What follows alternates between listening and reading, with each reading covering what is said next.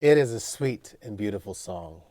The Arioso, which is technically the Sinfonia from Cantata 156, and I'll put the title right here, for I cannot pronounce it. I may have a German friend pronounce it for us, but it doesn't matter because it is beautiful. It is soul warming. And today you are going to learn how to play this famous Arioso in C major on your cello. Yes, back in 2018, I arranged this and placed it on the channel. You can check right here in the corner. But I wanted to give a complete version of this with the full oboe solo from the Sinfonia of Cantata 156. It is a beautiful solo, and so we're going to dive deeper into that part. And that's what I'm talking about right here, is from the second ending from measure 8 into measure 16. So if you have been a fan of the channel since 2018, then you most likely know that version, my duet version, but this is different. This is the entire version, and it's beautiful to play a cappella style. So enough of me talking. Let's get right into how to learn the Arioso from Cantata 156. Ich steck mit einem Fuß im Grab. Oh, may God help my soul and help me pronounce better German. Yes, and today you are going to learn how to play this beautiful Arioso on your cello. And as always, we begin with the bowing. Now, you want to keep the bow fully in contact as much as possible with your cello. My first bit of counsel is concerning how to go a string cross between the open A, open D, because there are open A and open Ds in the first two lines of this right here. And fear not to play those. It's beautiful to really hear that purity of intonation. So I'm just going to run through this beginning part again. It's almost identical to the 2018 version, which I previously linked, and you can see all that. So I'm going to play this through for the bowing and the fingering right here. And I'm going to take a pause right before the first ending.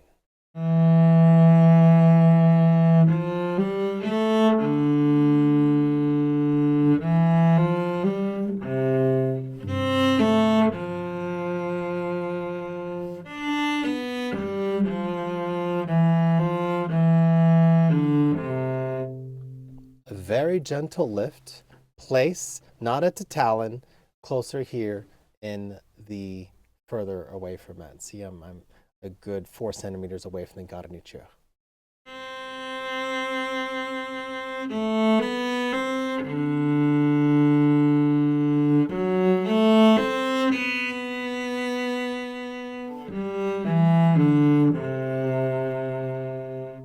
Taking a pause here to notice that we're in the upper half of the bow. Don't be afraid to remain up there because I have made the bowing so you can easily come back to the talon. We're continuing here in measure 5.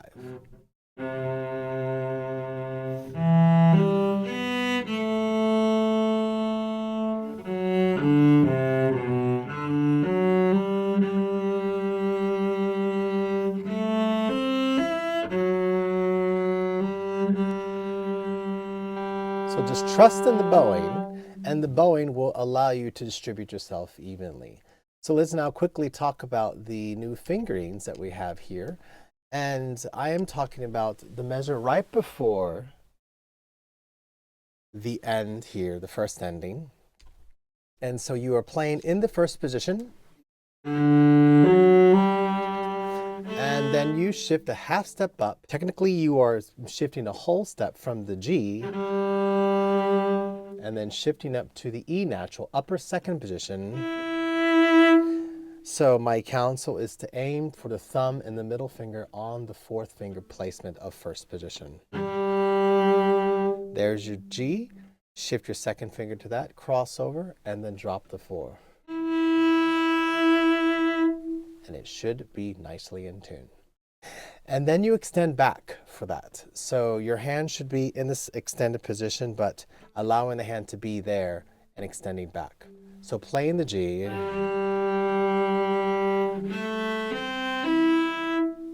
And that's what you want to drop, that extended position. And then quickly bring the index finger up. Now I'll play it without stopping.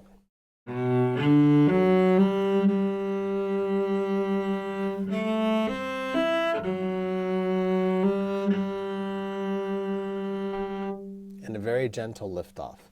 Let's continue into the second half, bowing. And this is all the new stuff. Again, trust in the bowing. I've worked really hard on this, and I want you to just give confidence in my bowing right here, okay? It's originally played by an oboe. I want to bring special attention to the portato, which is right here. There's a moment of portato right here at the end of measure 11. So make sure we are playing that correctly. And then our lifts are nice and easy on measure 12 and measure 8. Save your bow. We're going to save our bow. So I'm going to concentrate mostly on this one right here.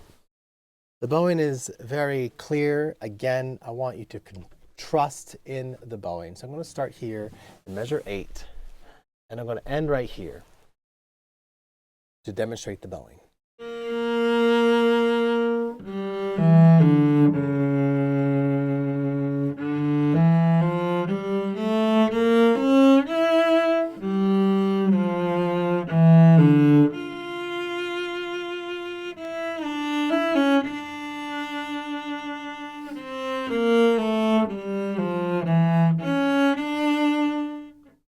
Now right here, you should be at the upper half of the bow, very much the upper half, the moitié supérieure, okay? And then you're going to place your second finger and allow that portato to come out. So fingering wise, this is a turn. I want us to bring attention to this right here, this symbol. It's conspicuously placed. This is called a turn. I don't know the phrase in French, but it's a fourth finger above, which is the note in the key signature above, then the note below, and then back to the note. It sort of resembles the shape by which it is. And then, now quite possibly at the time of Bach this wasn't invented, but I chose to use this as a teaching moment for you. So this is called a turn.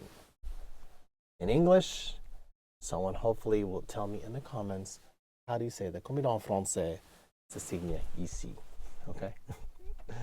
Well, it's called a turn, and I know it's not called that in French. So I'm going to demonstrate that right now with a little bit of the bowing and emphasis on the fingerings right here, starting in measure 10, right here, to the first beat of measure 12.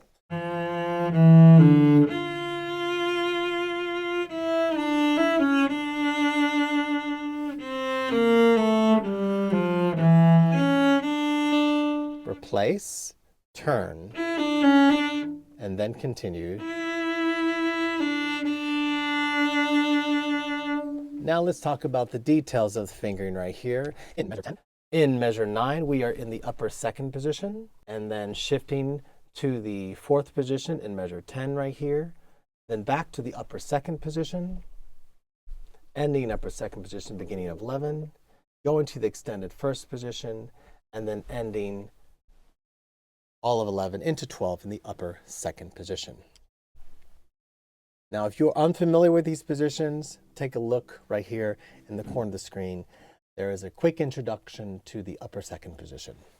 I'm going to start here in measure 8 and bring a special emphasis to what I call the spider walk. Spider walk is something that you do in cello where you, like a caterpillar or a spider likes to do this. You'll play the -1, drop in extension, the G, the index finger comes up, plays the E natural, then you extend again, right there. Then you play that C natural, of course, with the D in between.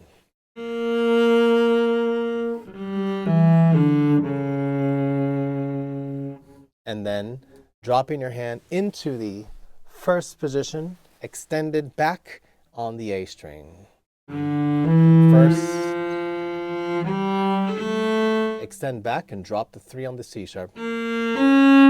Up to, again, upper second, aim for the D and the middle finger thumb to be aligned. Drop the 4, G, then back to first position. And then dropping here into fourth. Ending that in the upper second position, and then shifting to an extended first. Here's our friend the turn.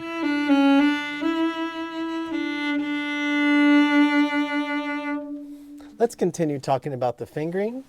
Right here, we're going to end measure 13 in the 4th position. If you're unfamiliar with 4th, there's a card in the top of the screen where I introduce you to that. Starting here at the end of 12.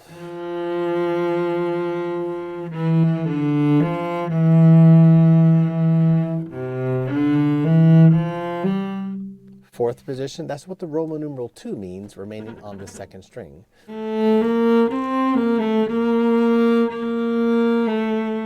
And then back to first position. And right here, the triplet 16th notes. You want to shift very carefully to the upper second position, but be very aware that we're going to do a 4-2 and then utilize the open string D to shift our hand back to the first position right here. So make sure that you notice that you're going to 4-2, open D, and then after that, you're in the first position. I'll demonstrate that right now from the 16th notes.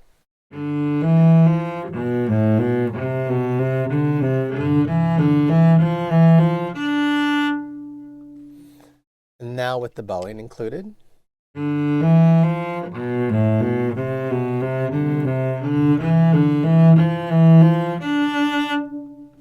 Now, it's important to shift there, stay there. Lift, that's an open D. That's first position. As such, and you're in first position for the rest of the phrase.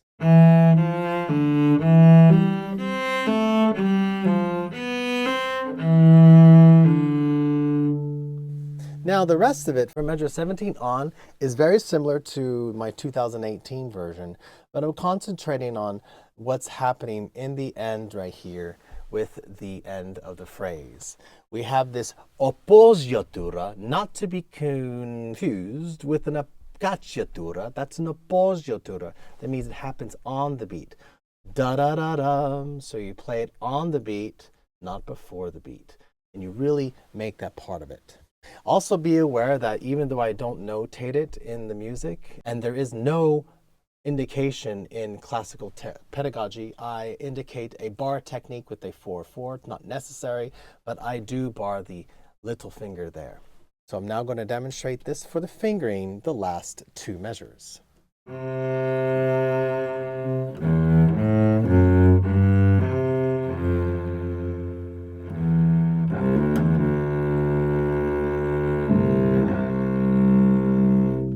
Because these are thicker strings, give it time and give it some bow in order to make this happen. I'm going to do this again so you can see this.